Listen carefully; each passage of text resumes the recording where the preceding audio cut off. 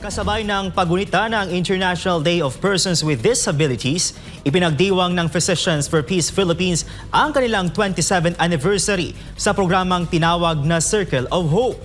Tambok dito ang mga kwentong inspirasyon ng mga PWD na nabigyan ng bagong pag-asa, pati na ang panawagan ng organisasyon para sa mas malawak na suporta at partnership. Narito ang ulat ni Jade Calabroso.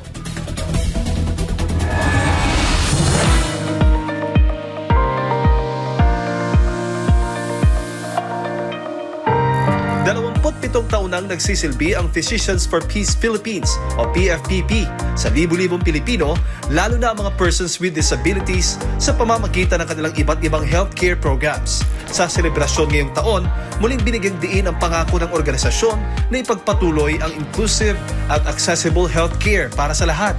Kabilang dito ang libreng operasyon, specialized care para sa kababaihan, hearing support, burn rehabilitation, eye care, at mga programang tumutulong sa mobility ng mga PWD. Sa pagbubukas ng selebrasyon, nagbigay pugay si Dr. Mildred Vitangcol, PFPP Board of Trustee at Fund Development Vice Chairperson, na binigyang diin ang diwa ng pagtutulungan at malasakit na pundasyon ng kanilang advokasya.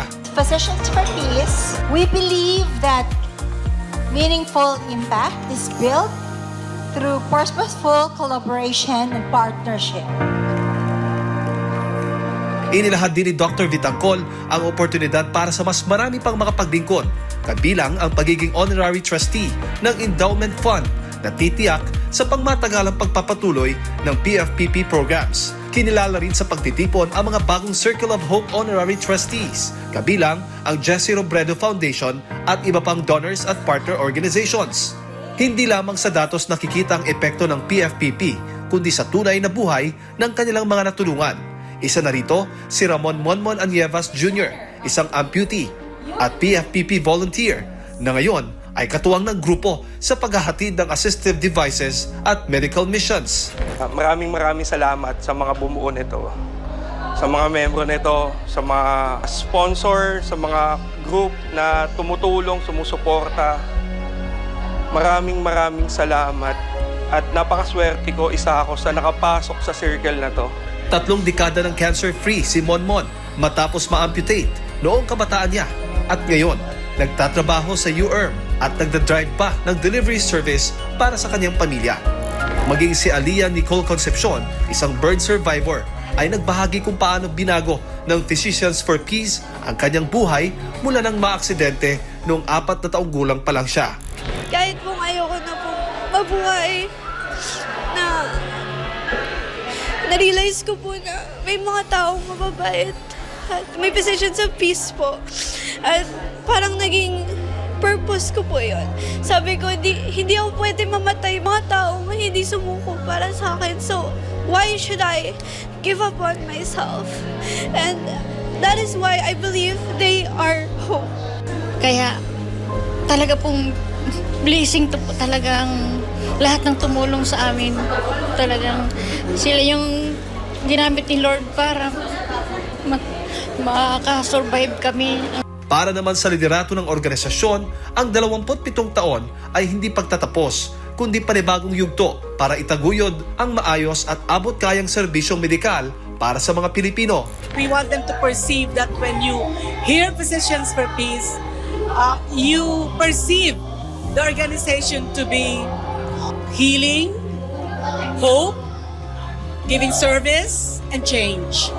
So tonight, it's not just a celebration of what we do, but we always want to continue to say thank you to our donors, big and small, because they are actually the backbone of our organization together with our volunteers.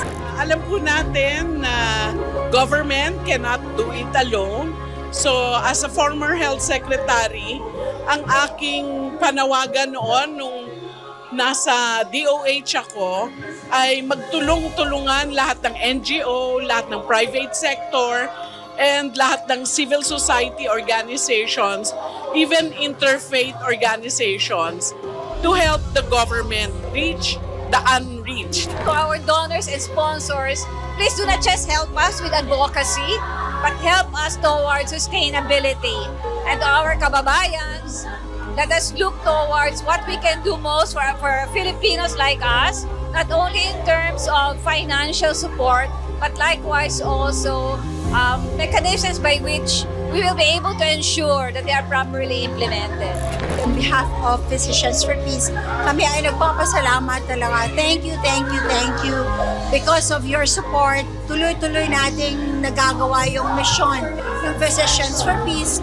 We're doing a lot of medical missions, especially those in geographically isolated areas at saka mga poorest of the poor. Sa kanilang ika-27 anibersaryo, nananatiling buhay ang pangako ng Physicians for Peace na patuloy silang magiging circle of hope para sa libu-libong Pilipino na nangangailangan ng pag-asang muli. Para sa Diyos at sa Pilipinas kong mahal, ito si Jade Calabroso, SMNA News.